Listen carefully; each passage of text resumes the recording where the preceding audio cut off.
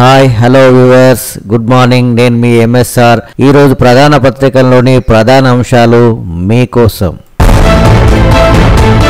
ప్రపంచ తయారీ కేంద్రంగా భారతావని. సాంకేతిక వస్త్ర రంగం మరింత వేగవంతం. అన్ని రంగాలలో దేశాన్ని అగ్రగామిగా నిలిపే ప్రయత్నం. ఆవిష్కరణ మరియు ఎగుమతులను పెంచుతున్నాం. ఔషధాలు మరియు ఆటోమొబైల్స్ వంటి కీలక రంగాలను లక్ష్యం చేస్తున్నాం. పారిశ్రామిక వృద్ధి, ఎగుమతి మన విజయానికి తార్కాణాలు. G7 కోసం కెనడాకు వెళ్లనున్న మోడీ. మార్గ మధ్యలో సెప్రస్ లో ఆగే అవకాశం. టర్కీకి బిగ్ మెసేజ్ పంపిస్తున్న భారత్. సామాజిక మాధ్యమంలో ప్రధాని మోడీ పోస్ట్.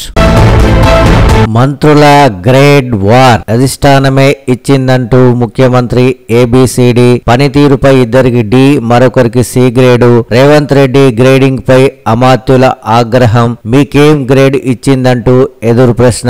సీఎం గ్రేడును బయట పెట్టాలని డిమాండ్. శాఖలపై పీఠముడి.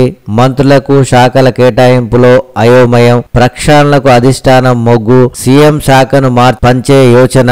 హోం, మున్సిపల్ శాఖలు తన వద్దే ఉండాలని రేవంత్ పట్టు. సీనియర్ మంత్రులతో చర్చించాలన్న రాహుల్ గాంధీ. ఒక్కొక్కరుగా సీనియర్ మంత్రులకు ఢిల్లీ నుంచి పిలుపు. భార్యతో కలిసి ఢిల్లీకి ఉత్తమ్. ఆ వెనుకే బట్టి విక్రమార్క.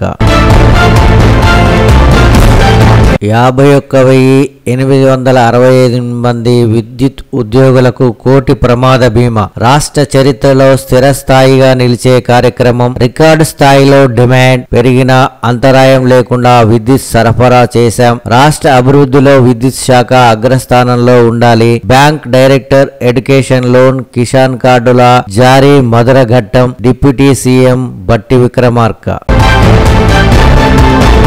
బీసీల రాజ్యాధికారం కోసం ఉప్పెనలా ఉద్యమిస్తాం. స్థానిక సంస్థల ఎన్నికల్లో 42% రిజర్వేషన్లు అమలు చేయాలి. అసెంబ్లీలో చట్టం చేసి ఎందుకు అమలు చేయరు? బీసీల రిజర్వేషన్లపై రాజకీయ పార్టీలు తమ వైఖరి స్పష్టం చేయాలి. దీనిపై అఖిల పక్షాలు బీసీ సంఘాలతో సమావేశం ఏర్పాటు చేయాలి. సీఎం రేవంత్ రెడ్డి బీసీ వ్యతిరేకి అనే పేరు తెచ్చుకోవద్దు. బీసీ సంక్షేమ సంఘం జాతీయ ఉపాధ్యక్షులు గుజ్జా సత్యం అధ్యక్షతన జరిగిన సమావేశంలో బీసీ నేత ఎంపీ ఆర్ కృష్ణయ్య.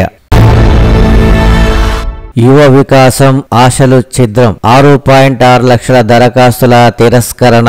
రాజీవ్ యువ వికాసానికి 16.23 లక్షల దరఖాస్తులు. 45% అప్లికేషన్లు రిజెక్ట్ చేసిన బ్యాంకులు. నిరుద్యోగుల ఆశలపై నీళ్లు కుమ్మరించిన సర్కార్. వ్యతిరేకత రాకుండా పథకాన్ని వాయిదా వేసే యోచన. జూలై మొదటి వారంలో ఇంజనీరింగ్ కౌన్సిలింగ్. ఆగస్టు 15 లోపు సీట్ల భర్తీ ప్రక్రియ పూర్తి. అనధికార విద్యా సంస్థల్లో విద్యార్థులు చేరొద్దు.